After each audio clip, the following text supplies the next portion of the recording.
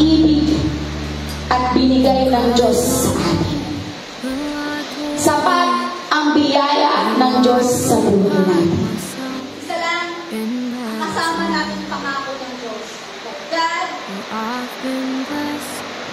will never leave us alone. Dapat mag-give love din tayo sa Creator. So gamitin natin moment ito, season na ito, to reflect to ourselves. Hindi mo na kaya dumaan ang process para maging salt and light ka. The moment you accept Christ as your Lord and Savior, you are already a salt and light. Jesus paves the way and made the way for us to be connected to the Father. Christmas is not about you.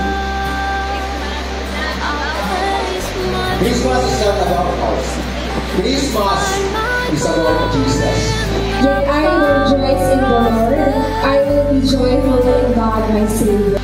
Naghahanap ka kung magsasamba tayo sa Panginoon, pero iba ang hinahanap mo. Kapatid, hindi mo yan matatapos. There's always emptiness. But when Jesus, if you seek Him, you will find Jesus. So, pag ginamit mo yan sa Panginoon, ang lahat ng potential at abilidad mo, i-stretch out Lord yan. Mas matindi ka pa dyan. Ipagsisigawan mo. Kaya sa taong 2025, sabi mo sa tabi mo, iba na to. Yan, iba na to.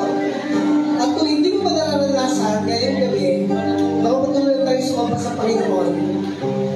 Bakit hindi mo hawakan yung puso mo at umikit ka ngayon? Hallelujah. Yung pag ikaw mismo personal na nagsasaktan sinasabi mo, Panginoon, sa araw na ito, hindi repeat after me. While we're worshiping the Lord by singing, minsan nga bitawag, minsan nga sa pag-aling, yun na pamagit na panalangin eh. Amen ang sa manalangin. Pero pwede mo pa na ngayon, habang sumasamba, ang ating kong pananampalataya, alam niyo ba, ay hindi ko isang samahan. Nakinig ko tatandaan, hindi ko, ang ating pananampalataya hindi isang samahan upang maganda sa iyo.